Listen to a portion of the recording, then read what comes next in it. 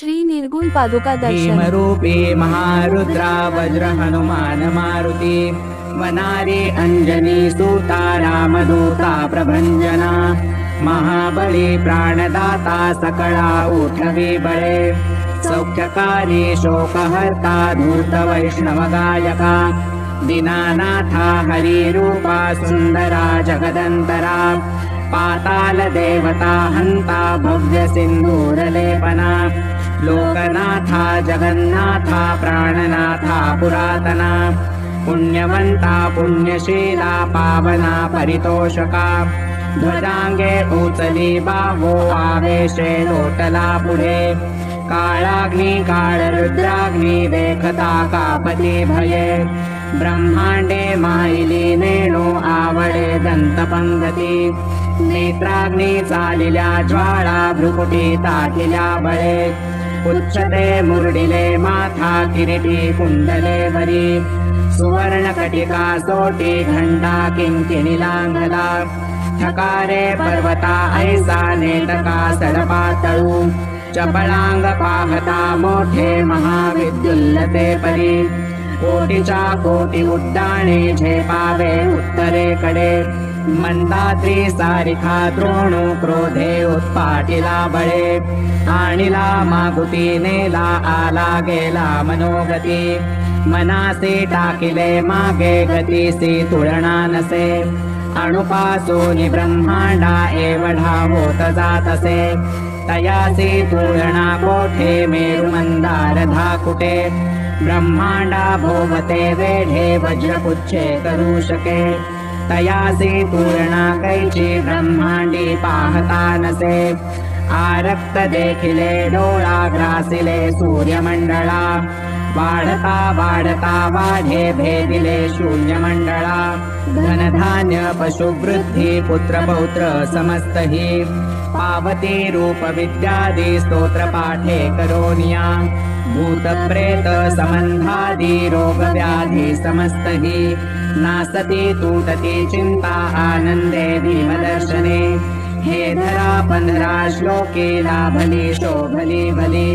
दृढदेवो निस्संदेहो संख्या चंद्रकळा गुणे रामदासी अग्रवर्णू कपिकुळासी मंडणू रामरूपी अंतरात्मा दर्शने दोषनासती भीमरूपी महारुद्रा वज्र हनुमान मारुती वनारी अंजनी सूता रामदूता प्रभंजना महाबली प्राणदाता सकळा उठवी बळे सौख्यकारी शोकहर्ता धूत वैष्णव गायका दीनानाथा हरिरूपा सुंदरा जगदंतरा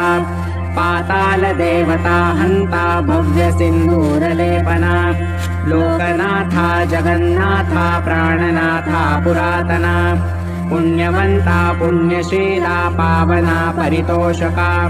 ध्वजांगे उचली बावो आवेशे लोटला पुढे काळाग्नी काळरुद्राग्नी देखता कापती भये ब्रह्मांडे माईली नेणो आवडे दंतपंगती नेत्राग्नी चालिल्या ज्वाळा भ्रुकुटी ताकिल्या बळे उच्चते मुरडिले माथा किरीटी कुंडले वरी सुवर्ण कटिका सोटी घंटा किंकिणी लांगला ठकारे पर्वता ऐसा नेटका सडपातळू चपळांग पाहता मोठे महाविद्युल्लते परी कोटीच्या कोटी उड्डाणे झेपावे उत्तरेकडे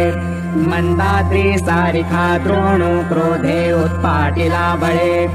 आणिला मागुती नेला आला गेला मनोगती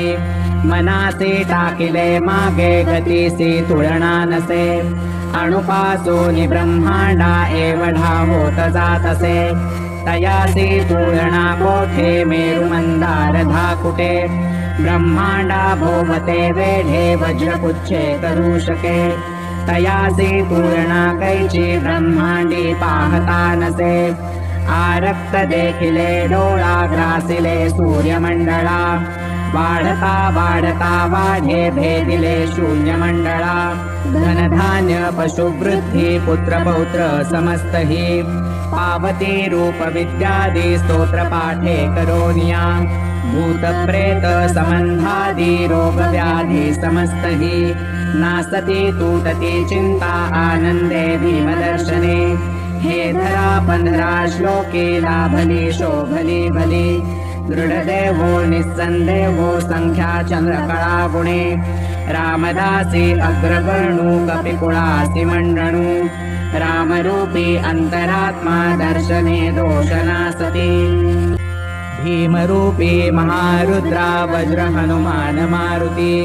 वनारी अंजनी सूता रामदूता प्रभंजना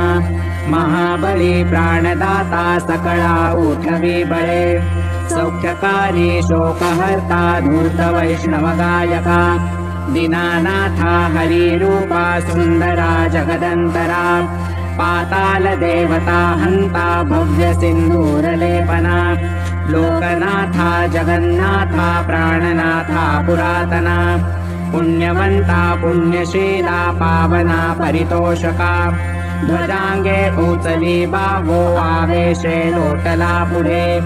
काळाग्नी काळरुद्राग्नी देखता कापती भये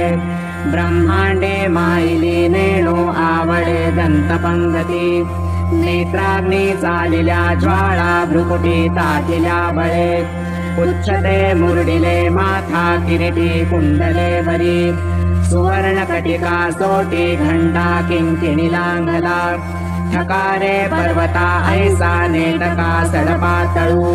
चपळांग पाहता मोठे महाविद्युल्लते परी कोटीच्या कोटी उड्डाणे झेपावे उत्तरेकडे मंदाद्री सारिखा द्रोणू क्रोधे उत्पाटिला बळे आणिला मागुती नेला आला गेला मनोगती मनासी टाकिले मागे गतीसी तुलना नसे अणुपासूनि ब्रह्मांडा एवढा होत जातसे तयासी तुलना कोठे मेरुमंदार धाकुटे ब्रह्मांडा भोवते वेढे वज्रपुच्छे करू शके तयासी तुलना कैची ब्रह्मांडी पाहता नसे